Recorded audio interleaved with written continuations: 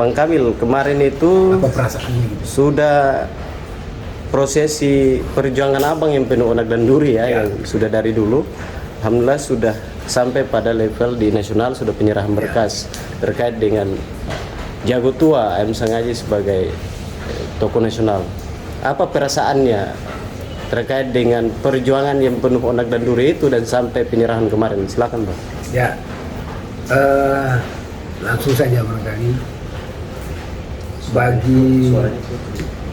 bagi kami keluarga dalam hal ini, ya, tentu proses ini kan sudah mengalami proyek perjalanan panjang. Artinya ini dimulai ketika tahun 94 di mana bapak saya kebetulan Pak Sam Habibuni yang memulai menapaktilasi geliat juang M. Sangaji pada rekam-rekam jejak beliau di Persada Bumi Pertiwi. Nah, alhamdulillah di 2016, jadi dari 94 ke 2016 itu baru bisa rampung dan bisa menghadirkan 2 buah buku biografi tentang Abdul Muthalib Sangaji, tokoh perintis kemerdekaan Republik Indonesia asal Maluku, mana bukunya sudah terbit, M. Sangaji menuju Indonesia Merdeka dan dari Perang Alaka sampai gerakan politik AM Sangaji. Nah, tahapan ini tentu saya kira selain dia butuh proses panjang, ada satu hal yang paling prinsipil yang bagi kami bahwa ini kita sedang memperjuangkan hak yang sebenarnya. Artinya hak sebenarnya tentang sosok jago tua Abdul Muthalib Sangaji. Ya, prinsipnya bahwa AM Sangaji ini harus dilihat utuh dalam kacamata kebinekaan atau dalam konteks keberagaman kesejarahan di Indonesia. Suka atau tidak, AM Sangaji ini nyaris terlupakan di bangsa ini. Ini yang menjadi catatan-catatan kami untuk terus menggelorakan semangat juang integritas beliau pada level nasional. Nah, itu mungkin sekedar prolog dari saya.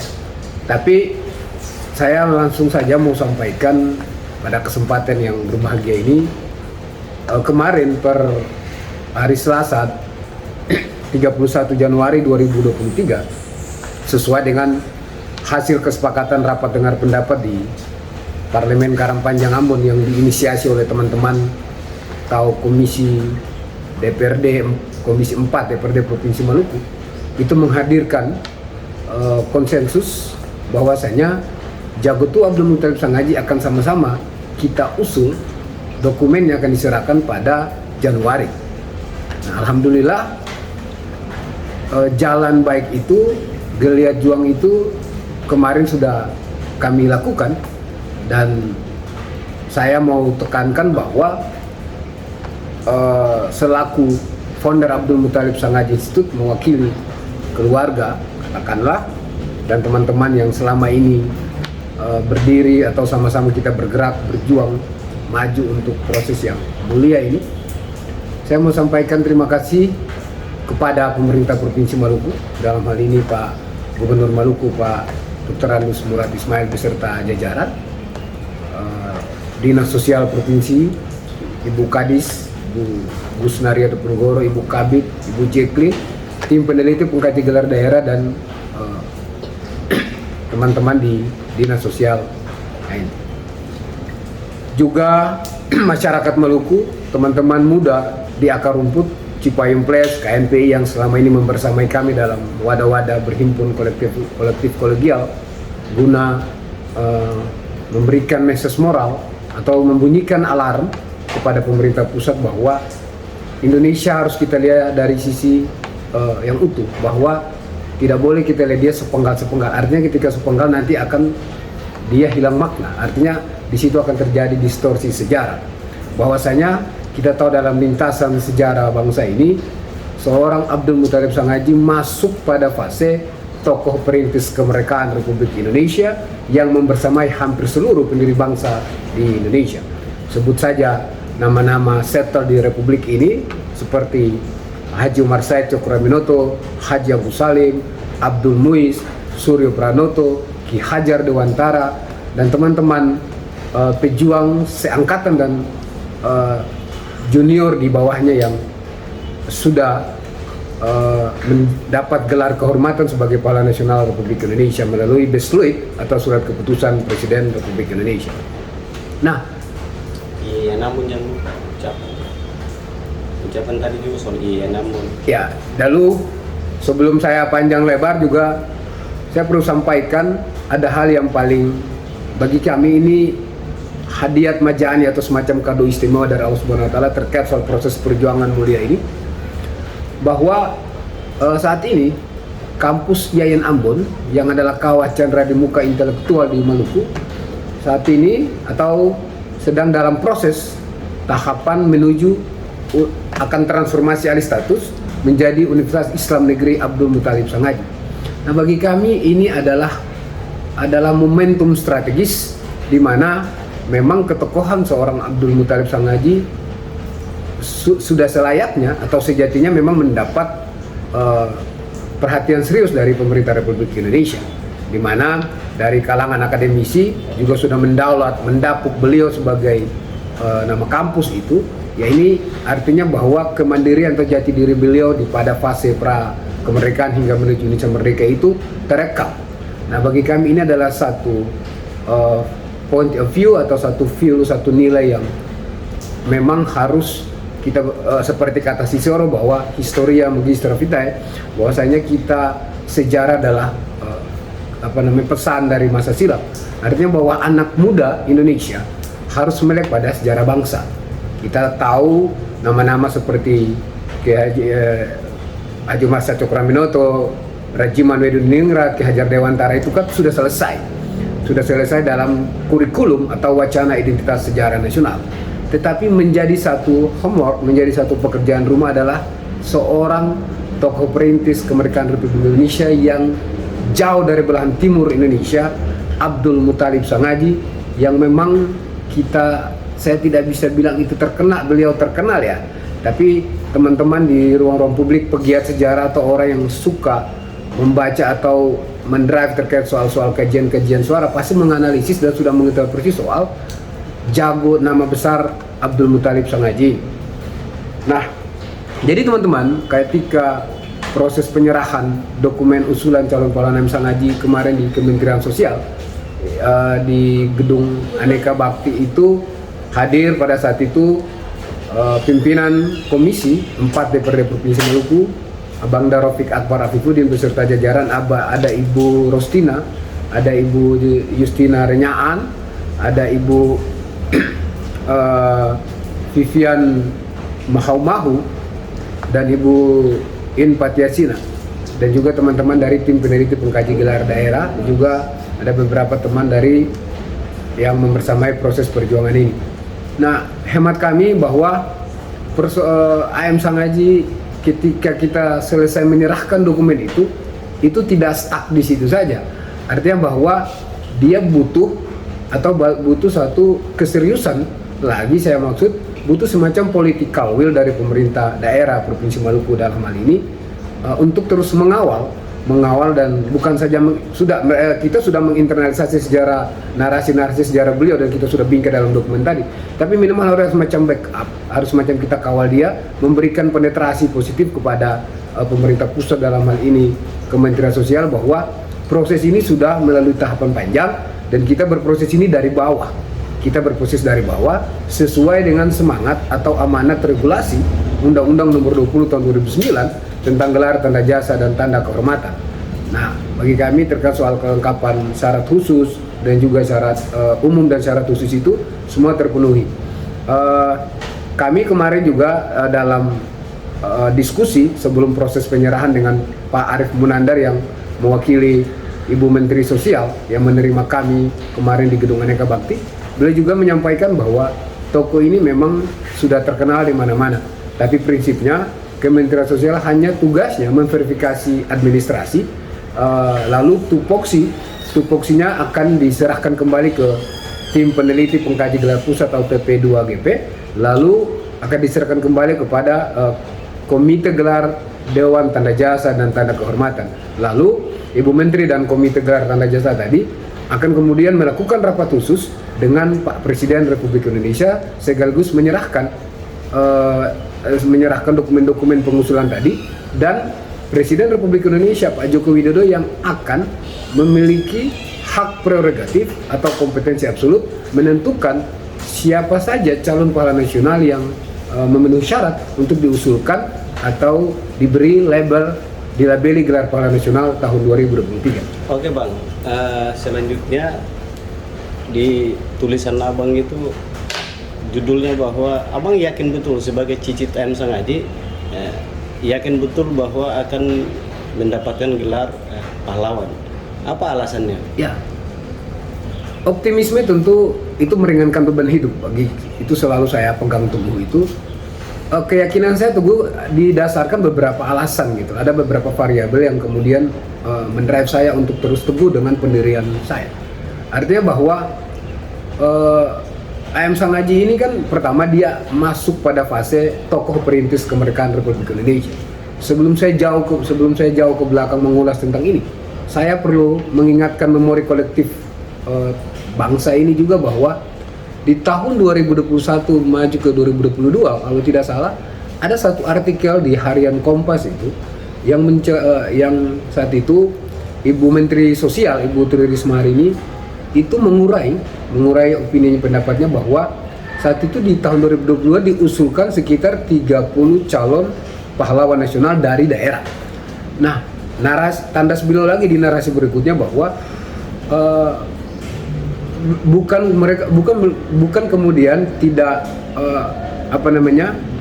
tidak mengapresiasi pahlawan-pahlawan lokal yang calon pahlawan nasional yang diusulkan, namun kemudian yang kalau bisa yang akan diprioritaskan adalah tokoh perintis kemerdekaan Republik Indonesia. Nah, teman-teman, kita tahu bahwa AM Sangaji masuk pada fase pendobrak penggerak kemerdekaan, yakni pada fase perintis kemerdekaan Republik Indonesia. Itu satu poin pertama bagi kami yang kami berpikir bahwa ketika TP2GD yang notabene ada 13 orang yang katakanlah anggota-anggotanya dari berbagai latar belakang, ada unsur sejarawan, akademisi, TNI, dan unsur Polri. Saya kira mereka memaklumi ini karena dalam lintasan sejarah peradaban bangsa, AM Sangaji bukan lagi orang baru dalam proses-proses pergerakan menuju Indonesia merdeka. Itu catatan yang pertama. Yang kedua, saya mau katakan bahwa dokumen kelengkapan administrasi, meskipun nanti ada kekeliruan, bagi kami kekeliruan itu tidak terlalu signifikan. Bagi kami tidak terlalu katakanlah ada paling kekeliruannya sedikit, mungkin soal apa dan apa begitu. Tapi saya yakin ketika ini masuk atau dirapatkan khusus dan Ibu Tri Risma mengetahui soal sosok ini, saya kira tidak mendahului ketetapan dari Allah Subhanahu Wa Taala, Tuhan Yang Maha Esa. Saya kira Ibu Risma juga pasti tentu punya konektivitas terkait dengan pegiat sejarah atau sejarawan yang sudah makan asam garam dalam proses-proses melabeli atau menyematkan gelar pahlawan nasional kepada tokoh-tokoh sebelumnya terdahulu yang sudah mendapat surat keputusan sebagai pahlawan nasional. Nah, yang ketiga barangkali saya mau sampaikan bahwa ini adalah AM Sangaji ini didukung oleh grassroots. Jadi alarm ini dibunyikan bukan saja dari saya secara pribadi atau keluarga AM Sangaji, tetapi ini merupakan satu kontribusi pikir, ada satu kemauan besar, kebulatan tekad rakyat manusia kepada pemerintah Republik Indonesia bahwa mari melihat ke timur Indonesia. Artinya di sana selain Kapitan Patimura, selain Marta Christina Tehahu, Dr. Laimena, kita juga punya Abdul Muthalib Sangaji, seorang pemuda kampung ningrat yang rela melepaskan segala kenyamanan, katakanlah segala kenyamanan anak ningrat, dan kemudian melepaskan kenyamanan pada pamong pemerintah beliau dan memilih bergerak dan berjuang menuju Indonesia merdeka. Nah, yang menjadi penekanan substansial hari ini adalah ada satu adagium AM Sangaji yang itu menjadi semboyan heroisme atau patriotisme dia, bahwa lebih baik berjuang untuk Indonesia merdeka daripada menjadi raja. Nah, teman-teman, kalau kita kita melakukan kontemplasi atau kita merenungi makna atau hakikat dari narasi heroisme yang beliau sampaikan, berarti artinya sistem feudalisme apapun Saat itu beliau tolak mentah-mentah, tetapi beliau lebih punya kepekaan sosial yang tinggi, punya empati bahwasanya golongan bumi putra dalam tanda petik yang selalu mendapat diskriminasi oleh pemerintah Hindia Belanda harus minimal berdiri sejajar dengan para penjajah atau anak-anak penjajah yang juga mendapat perlakuan istimewa di bangsa yang notabene kita tidak pernah mengundang mereka untuk datang menjajah kita.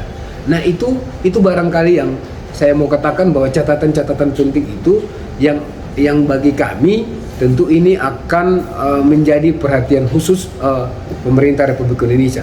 Satu lagi yang terakhir barangkali bahwa saya mau sampaikan terakhir, negara harus hadir mewujudkan mimpi atau harapan rakyat Maluku. Abdul Muthalib Sang Haji sejatinya harus disematkan gelar pahlawan nasional tahun 2023. Karena apa? AM Sang Haji, kalau tadi dari Kemensos mengatakan bahwa kita akan uji soal verifikasi administrasi, bagi saya katakanlah begini, ini kan verifikasi administrasi ini sebelum lahirnya Undang-Undang Nomor 20, tapi coba kita telaah ke belakang, ya kan? Kapitan Patimura katakanlah, beliau kan saat itu tidak pakai regulasi undang-undang, tapi ada peristiwa Harisme 1817, perang di Dostede itu yang kemudian mengkampen beliau sebagai seorang ikon perang Patimura, sama halnya dengan Christina Martatiahau. Jadi apalagi hari ini AM Sang Haji, selain literasinya beliau dalam artikel-artikel testimoni, yang paling menarik terakhir itu adalah AM Sang Haji itu selalu menjadi headline pada koran-koran zaman Belanda dan Jepang yang kemudian itu selalu menceritakan atau membicarakan soal sosok ini. Ya bahkan pulang kampung ke halamannya saja di Ambon tahun 1930 itu diberitakan oleh koran-koran Bintang Timur, koran-koran koran-koran Bintang Borneo. Ya bagi kami apakah itu bukan tokoh gitu, apakah bukan tokoh. Jadi kita kembalikan ini, lagi-lagi saya mau sampaikan, terima kasih saya diundang oleh di podcast hari ini. Teman-teman, saya mau katakan bahwa kami secara pribadi tidak bisa berdiri sendiri dalam proses perjuangan ini. Bantu kami lah dengan kami kan saya dari Maluku, setelah berjuang hingga kita menyerahkan dokumen ini kan kita memakai tagline 0 rupiah, artinya bahwa AM Sang Haji ini kan kita tidak harus esensinya di materi gitu loh, tapi kita menafikan itu, dan alhamdulillah proses itu jalan. Ini yang semakin meneguhkan prinsip saya bahwa dalam proses apapun itu, ketika keyakinan, ketulusan, keikhlasan dan dilandasi dengan ikhtiar juang, dan kita terus menerus continue melakukan geliat-geliat juang itu tanpa henti, insya Allah pasti diijabah. Bahwasanya kita tentu perjuangan milik Allah Subhanahu Wa Taala dan perjuangan milik manusia, dan kemenangan kan tentu milik Allah Subhanahu Wa Taala. Jadi bagi kami, kita sebagai orang beragama, kita meyakini sungguh bahwa AM Sang Haji atau Abdul Muthalib Sang Haji sejatinya di tahun 2023 atau pada November dan mendatang akan disematkan atau dilabeli gelar pahlawan nasional dengan dihadirkan surat keputusan atau bisluit Presiden Republik Indonesia, keputusan Presiden Republik Indonesia sebagai pahlawan nasional. Barangkali itu. Oke, semua ini kan kewenangannya di pemerintah pusat, nanti lewat tadi sudah dijelaskan ada tim verifikasi, selanjutnya ada di Pak Presiden. Terakhir apa pesannya kepada harapan kepada tim verifikasi dan atau Kementerian Sosial dan Presiden Republik Indonesia Pak Joko Widodo? Ya, artinya saya mau sampaikan bahwa baik itu tim verifikasi TP2GD, Komite Gelar Tanda Jasa dan Bu Menteri, bahkan sampai ke tingkat Pak Presiden, saya kira AM Sang Haji harus dibaca utuh gitu loh. Lagi-lagi saya mau sampaikan bahwa di awal tadi saya sampaikan bahwa ketika AM Sang Haji kita lupakan dalam proses gerakan menuju Indonesia Merdeka, berarti bagi kami bangsa ini tidak selesai dalam menghormati nilai-nilai kepahlawanan sesuai dengan semangat kebinekaan, dengan semangat Pancasila, dengan semangat konstitusi atau Undang-Undang Dasar 1945. Bagi kami bahwa Maluku itu kan adalah bagian integral daripada Indonesia. Ya, seperti kita kutipan Pak Bung Karno bahwa Indonesia tanpa Maluku bukanlah Indonesia. Itu bercatatan bagi kami, dan saya mau sampaikan bahwa AM Sang Haji ini kan sudah terlalu lama proses ini berjalan, dan kami dari bawah gitu. Kami dari bawah dan tahapan-tahapan itu kami lewati. Betul apa kata saudara presenter tadi bahwa perjuangan ini penuh onak dan duri. Itu benar, penuh onak dan duri. Tapi endingnya aku yakin bahwa pemerintah tidak akan melihat AM Sangaji itu sebelah mata. Karena aku yakin pemerintah pusat dalam hal ini Pak Presiden Joko Widodo punya alternatif solusi, punya pemikiran-pemikiran solutif untuk kemudian bisa menghadirkan atau menghadiahkan apa yang menjadi maklumat nasional rakyat Maluku hari ini. Saya kira itu. Terima kasih. Oke, terima kasih Bang Kamil. Semoga semua berjalan dengan lancar. Dan terakhir Bang, sekaligus penutup, pesan kepada anak muda Maluku. Karena ini tokoh-tokoh Maluku, sebenarnya bukan tokoh Maluku saja kalau ekspansinya kita lihat dari AM Sangaji sendiri, tapi ekspansi beliau sudah Nusantara.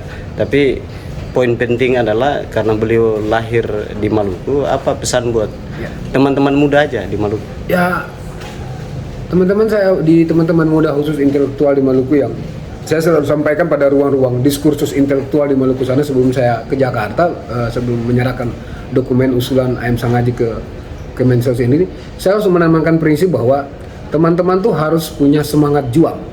Artinya bahwa dalam konteks mengisi kemerdekaan itu kan tidak hanya selesai dengan bagaimana kita memegang gadget, lalu kemudian kita main game atau apa, tapi gadget itu harus difungsikan sebagai wahana atau sarana untuk menghadirkan sesuatu yang bisa mengingatkan memori kolektif.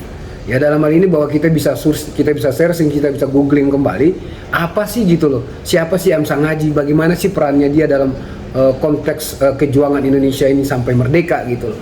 Lalu kan tentu saya bilang tadi di awal bahwa AM Sangaji kan hari ini sudah bukan lagi milik keluarga, tetapi dia adalah milik rakyat Maluku, dan insya Allah ketika menjadi pahlawan nasional secara utuh dia adalah milik seluruh warga bangsa Indonesia. Nah, pesan saya bahwa teman-teman harus terus melakukan ikhtiar juang ini. Untuk khusus teman-teman di Maluku bahwa ayo dong, saya akan mengajak teman-teman, kemudian saya ketika AM Sangaji jadi pahlawan nasional, ini akan menjadi role model bahwa gerakan juang ini kan dipelopori oleh teman-teman muda akar rumput dan mendapat dukungan partisipasi aktif dari rakyat Maluku.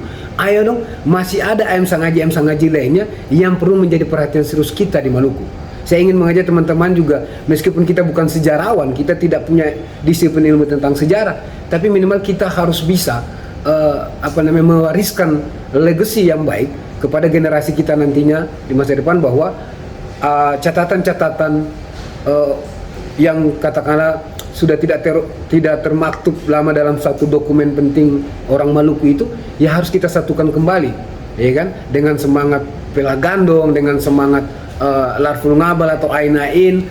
Itu kan bagi saya secara pribadi bahwa semangat ini yang harus menjadi moto penggerak, harus menjadi nilai-nilai historis kejuangan kita di masa depan, bahwa kita harus bersahabat dalam mewujudkan setiap mimpi gagasan kebangsaan orang Maluku di level pusat.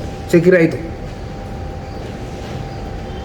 Oke, terima kasih Bang atas waktunya. Sampai ketemu di acara selanjutnya. Terima kasih.